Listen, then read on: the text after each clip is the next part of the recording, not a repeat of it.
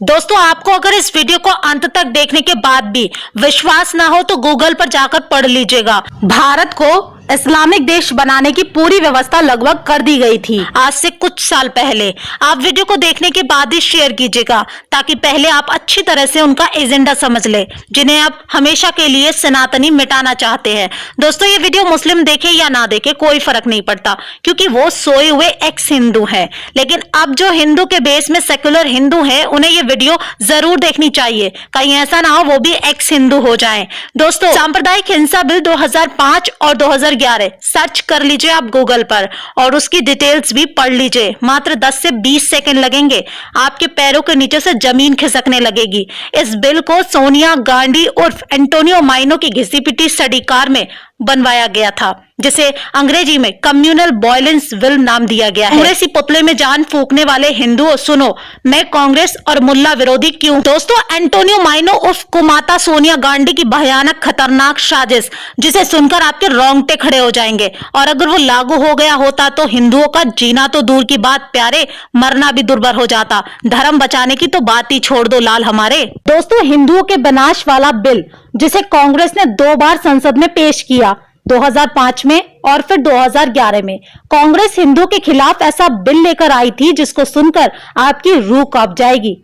लेकिन भाजपा के उस समय विपक्ष में रहने और भारी विरोध के चलते कांग्रेस उस बिल को पास नहीं कर पाई थी। मुझे पूरा यकीन है कि 95% हिंदुओं को तो अपने खिलाफ आए उस बिल के बारे में कुछ पता भी नहीं होगा, जिसमें शिक्षित हिंदू भी शामिल हैं। उसको इन सब बातों को जानने के लिए ना समय है और ना ही उनके भेजे में अब भेजा बचा है। जबकि मुसलमान, ईसाइयों के अनपढ़ भी इतने जागरूक होते हैं कि पाकिस्तान, बांग्लादेश, अफगानिस्तान में धर्म के आधार पर प्रताड़ित किए गए हिंदुओं और अन्य अल्पसंख्यक समुदाय के लोगों को नागरिकता भारत में देने वाला सीएए कानून के खिलाफ मुसलमान का एक एक बच्चा उठ खड़ा हुआ था। अब दोस्तों, अगर आप इस वीडियो को पूरा देखने से पहले भाग गए और 2024 के चुनाव में कांग्रेस को सत्ता में ले आए, तो सुनो, ना तुम्हारे हाथ में फोन होगा, ना तुम्हारे पास फिर इंटरनेट होगा, और ना ही मुझे वीडियो बनाकर तुम्हें जगाने जैसा ये पुण्य वाला काम करना पड़ेगा, क्योंकि सत्ता में आते ही कांग्रेस उस बिल को पास कर देगी, जिसे वो 2005 और 2011 में पास करने और लागू करने की कोशिश कर चुकी है। तो दोस्तों, अब मैं आपको इस भयानक बिल की बातों और कांग्रेस की घटिया दिमाग की घटिया चाल को भी दिखा देती हूँ। आखिर क्या था वो दंगा नियंत्रण कानून? तो दोस्तों, ये हिंदू धर्म मानने वालों के लिए फांसी का फंदा हुआ करता था। कुछ एक लोगों को इस बिल के बारे में अच्छे से पता होगा। साल 2011 में इस बिल की रूपरेखा को सोनिया गांधी की एक विशेष टीम ने बनाया था, जिसे एनएसी भी कहते थे। उस टीम में 12 से भी ज्यादा लोग मौजूद थे, जो उस समय भी वामपंथी, सेकुलर और लिब्रांडो के भेष में थे, जिन्हें आजकल अरवन नक्सली कहा जाता है। कांग्रेस का कहना था कि इस बिल के जरिए वो देश में होने वाले दंगों को रोक डालेंगे। अब उस बिल में दंगे रोकने के क्या प्रावधान थे, वो भी एक नजर देख लीजिए, तो आंखें आपकी पूरी तरह से खुल जाएंगी। इस बिल में पहला प्रावधान था कि दंगों के दौरान दर्ज अल्पसंख्यक से संबंधित कोई भी मामला होगा, उसमें सुनवाई कोई भी हिंदू जज नहीं कर सकता था और ना ही उनके खिलाफ कोई भी हिंदू वकील खड़ा हो सकता था।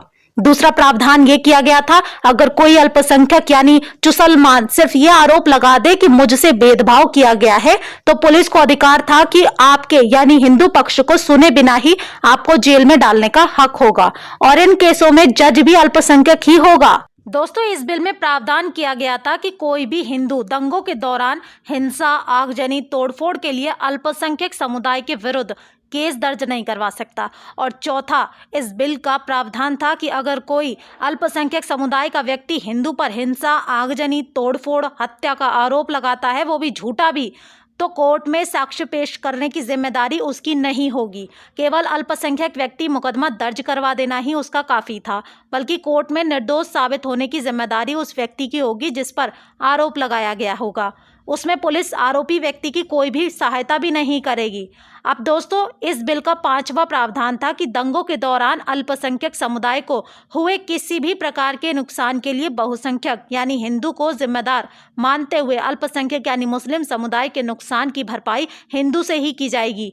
जबकि हिंदू के नुकसान के लिए मुस्लिम को बिल्कुल भी जिम्मेदार नहीं ठहराया जा सकता था। दोस्तों, छठा प्रावधान इस बिल में यह था कि अगर आपके घर में कोई कमरा खाली है और कोई मुसलमान आपके घर आता है उसे किराए पर मांगने के लिए, तो आप उसे कमरा देने से इनकार नहीं कर सकते थे, क्योंकि उसे बस इतना ही कहना था कि आपने उसे मुसलमान होने की वजह से कमरा देने से साफ मना कर दिया।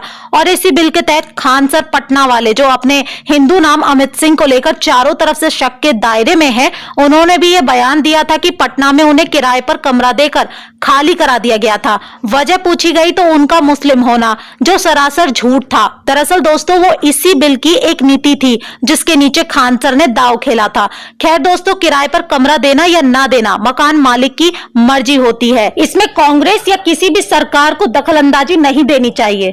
दोस्तों, ये तो वही बात हुई, हमारी बहन बेटियों को छेड़ने वाले किसी भी अल्पसंख्यक के खिलाफ हम हिंदू कुछ नहीं कर सकते थे। मतलब कोई हमें छेड़े तो छेड़ने दो, वरना वो आपके खिलाफ कुछ भी आरोप लगा देगा और आपको सीधा गिरफ्तार, और ऊपर से जज की निगाह भी अल्पसंख्यक की तरफ होने का प्रावधान था।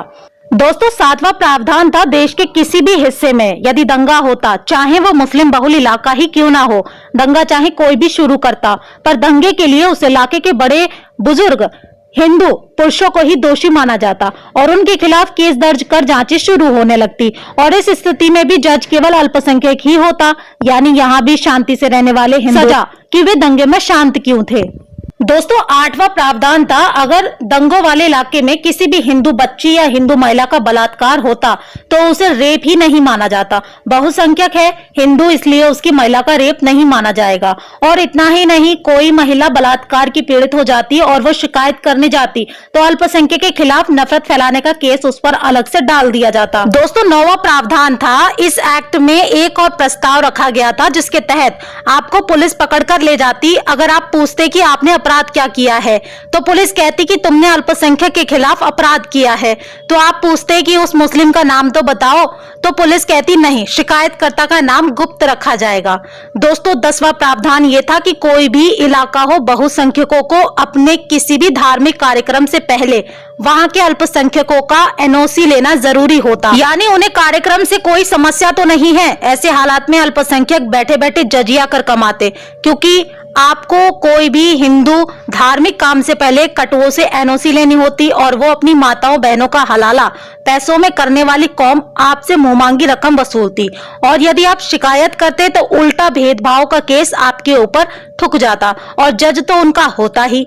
और भी अनेकों प्रावधान थे कांग्रेस के इस दंगा नियंत्रण कानून में, जिसे अंग्रेजी में कम्युनल वायलेंस बिल भी कहते हैं। दोस्तों, सुब्रमण्यम स्वामी जी ने इस बिल का सबसे पहले विरोध शुरू किया था और उन्होंने इस बिल के बारे में लोगों को जब बताया था तो 2012 में हिंदू कांप उठे थे। तभी से कांग्रेस के खिलाफ हिंदुओं ने एकजुट होना शुरू कर दिया था। अब दोस्तों, आपको वीडियो में बताई गई कोई भी बात अगर झूठी लगती है तो आप सुब्रमण्यम स्वामी जी का पूरा लेक्चर इस कम्युनल वायलेंस बिल पर आज भी यूट्यूब पर मौजूद है। 45 मिनट से ज्यादा का है, आप चाहें तो सर्च करके अच्छी तरह से सुन सकते हैं।